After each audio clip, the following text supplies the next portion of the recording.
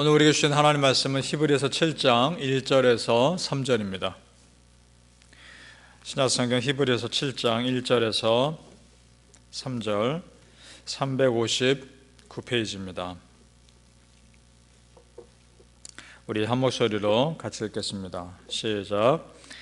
이 멜기세덱은 살렘 왕이요 지극히 높으신 하나님의 제사장이라. 여러 왕을 쳐서 죽이고 돌아오는 아브라함을 만나 복을 빈 자라. 아브라함이 모든 것의 10분의 1을 그에게 나누어 주니라. 그의 이름을 해석하면 먼저는 의의 왕이요 그 다음은 살렘 왕이니 곧 평강의 왕이요 아버지도 없고 어머니도 없고 족보도 없고 시작한 날도 없고 생명의 끝도 없어 하나님의 아들과 닮아서 항상 제사장으로 있느니라. 아멘. 오늘 새벽에 예배하시는 은혜가 우리 성도님들께 함께 하시기를 예수님 이름으로 축복합니다. 아멘. 지난 설교에서 멜기세덱의 반차라는 말씀 잠깐 언급했었습니다. 아론의 제사장 계보가 아니라 멜기세덱의 계보를 따라 예수님이 영원한 대제사장 되셨다라고 말씀드렸습니다. 오늘 본문은 그 멜기세덱에 대해서 더 자세히 기록하고 있습니다. 특별히 두 가지 사실을 더 분명히 알 수 있습니다. 먼저는 멜기세덱은 분명 신적 존재라는 겁니다. 일반 사람이 아니라는 겁니다. 사람 부모가 없습니다. 어디서 나서 어디로 가는지는 모릅니다. 그리고 하나님의 아들과 닮아서 항상 제사장으로 있는 존재입니다. 분명히 특별한 존재입니다. 또 하나는 왕으로서의 역할과 제사장의 역할을 동시에 감당하는 존재입니다. 특별히 의의 왕이기도 하고 평강의 왕이라고도 말합니다.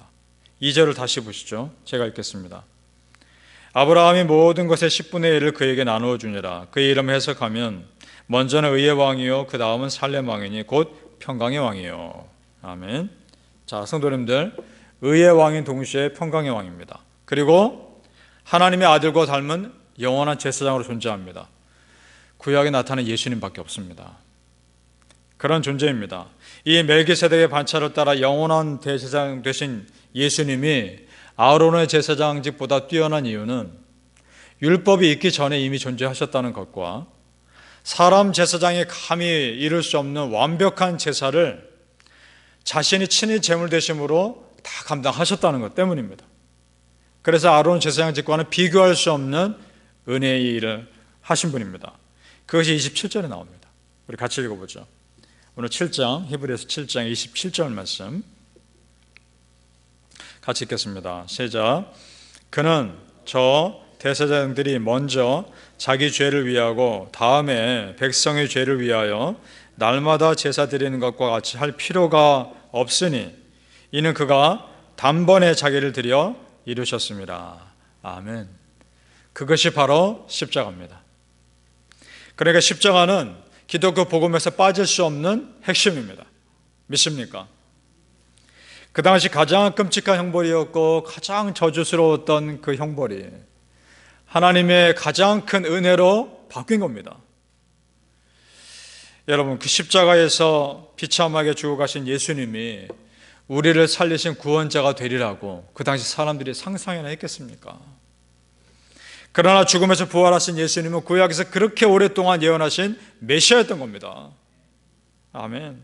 마치 건축자의 버린 돌이 모퉁이에 머릿돌 된 것처럼 하나님께서 그렇게 완전하게 바꾸신 은혜가 예수님을 통해서 일어났던 겁니다. 생각해보죠.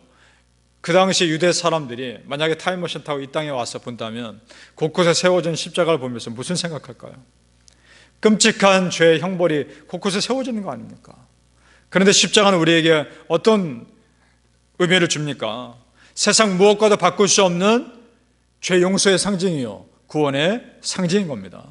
믿습니까? 이것이 바로 하나님의 구원의 역사이고 역전의 역사입니다. 온전의 상황을 바꿔주시는 하나님의 은혜의 역사입니다. 심판의 상징이 구원의 상징으로 바뀐 겁니다. 그래서 십자가 생각하면 우리 죄인들에게는 소망입니다. 고린도전서 1장 27절에는 이런 말씀이 있습니다. 그러나 하나님께서 세상의 미련한 것들을 택하사 지혜 있는 자들을 부끄럽게 하려 하시고 세상의 약한 것들을 택하사 강한 것들을 부끄럽게 하려 하시며. 아멘. 십자가에서 무기력하게 죽어가신 그 예수님, 아무 힘없이 죽어가신 그 예수님이 우리를 구원하신 구원자 되게 하신 그 하나님, 그 하나님이 우리에게도 동일한 은혜로 역사하시는 분임을 믿습니다. 그렇습니다, 여러분. 내 약함과 상관없이 하나님은 나를 강하게 쓰실 수 있습니다. 내 지혜 없음과 상관없이 하나님은 세상 사람들이 부끄러워할 만큼 나를 지혜롭게 쓰실 수 있습니다. 그 하나님의 은혜가 여러분에게도 임하시길 축복합니다. 아멘. 상황을 역전시키는 은혜가 우리에게도 함께 하심을 믿습니다. 자, 아론의 대제사장직과 예수님의 대제사장직을 다시 한번 더 비교해 보죠. 하나님께서 일부러 아론으로 하여금 지성소에 들어갈 때 빼고는 화려한 에봇을 입히셨습니다. 제 대제사장의 옷은 굉장히 화려했습니다. 그 이유는 불완전한 사람이 제사장 사역을 감당할 때 하나님의 거룩과 영광을 일부러 나타낼 필요가 있었기 때문에 그렇습니다. 그래서 중세시대의 성당이 그렇게 화려했던 이유도 같은 맥락일 겁니다. 성당 겉을 보십시오. 얼마나 화려합니까? 안에도 굉장히 화려하게 되어 있고 스테인드 글라스 통해서 비춰지는 그 햇빛이 굉장한 신비로움을 줍니다. 하나님의 거룩과 영광을 일부러 그렇게 나타낼 필요가 있었던 것이겠죠. 자, 그런데 여러분, 우리가 믿는 예수님은 그 안에 이미 하나님의 영광이 가득한 분입니다. 따로 화려하게 자신을 드러낼 필요가 전혀 없는 분입니다. 예수님 안에 이미 거룩한 본질이 충만하십니다. 인위적인 다른 것이 필요 없는 분이었습니다. 지금 우리는 그런 본질이 더 중요한 시대에 살고 있다는 겁니다.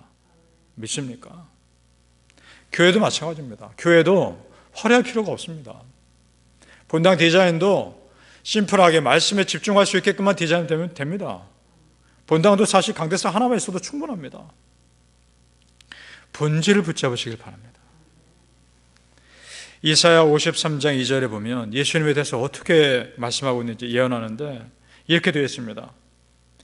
그는 주 앞에서 자라나기를 연한 순 같고 마른 땅에서 나온 뿌리 같아서 고운 모양도 없고 풍채도 없은즉 우리 보기에 흠모할 만한 아름다운 것이 없도다.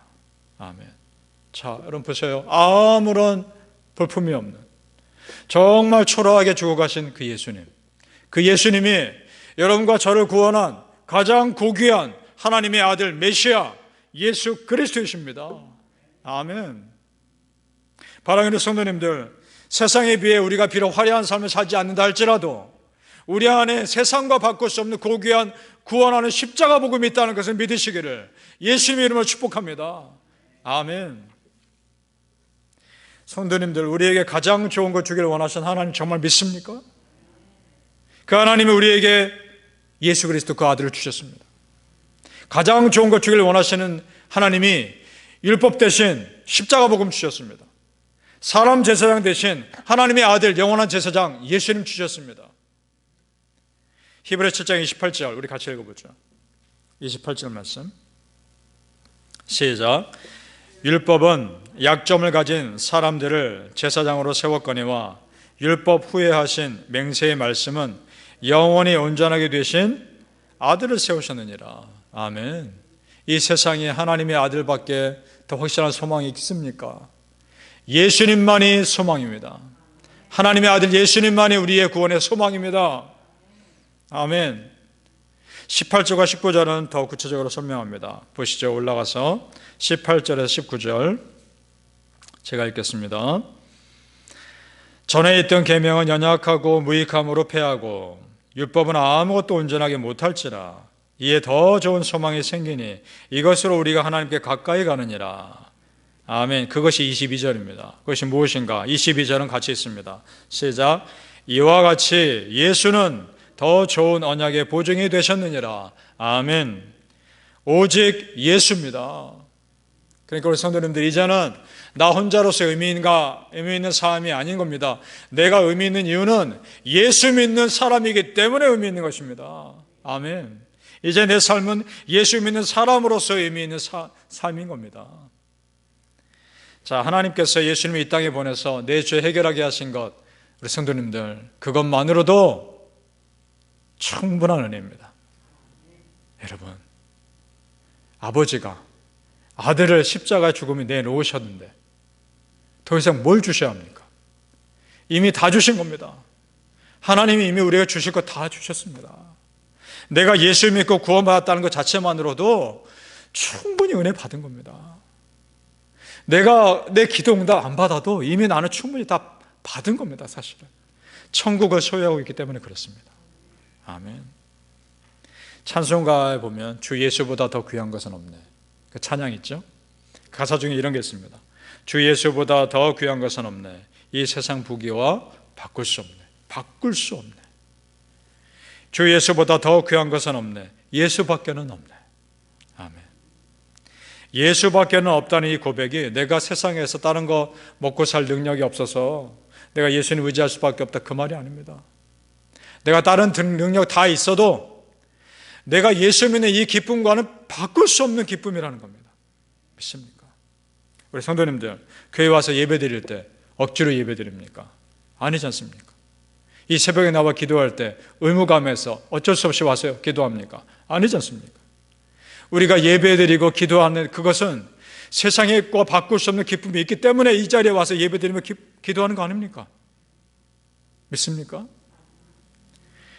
내가 충분히 기쁨을 예배 가운데 누리고 기도 가운데 누릴 수 있는 그 은혜가 있다는 것 자체가 감사합니다. 사랑하는 성도님들, 예수 믿는 기쁨이 무엇인지, 예수님께 기도한다는 것이 어떤 기쁨이 있는지 매일매일의 삶마다 날마다 더 알아가시기를 예수님의 이름으로 축복합니다. 아멘. 기도하겠습니다. 아버지 하나님, 감사합니다. 예수 믿는 자로 산다는 것 자체가 축복이며 기쁨입니다. 이미 하나님 나에게 다 주셨습니다. 당신의 아들 십자가에 죽기까지 다 주셨는데 더 뭘 주셔야 되겠습니까? 더 무엇을 바라겠습니까? 이미 다 주신 하나님께 우리는 그저 감사하게 하옵소서. 나에게 이미 천국이 주어졌다는 것으로 충분히 감사하게 하옵소서. 기도 응답해 주시면 너무나 귀하고 감사하지만 안 해주셔도 그저 감사합니다. 내가 지옥 백성 아니라 천국 백성 될 것만으로도 너무나 감사합니다. 그 은혜로 살게 하시고 내가 예배 드린다는 것이, 내가 하나님 앞에 기도한다는 것이 얼마나 기쁘고 감사한지 그 기쁨을 날마다 더 깊이 알아가는 은혜의 사람들 다 되게 하여 주시옵소서. 감사하며 예수님의 이름으로 기도합니다. 아멘.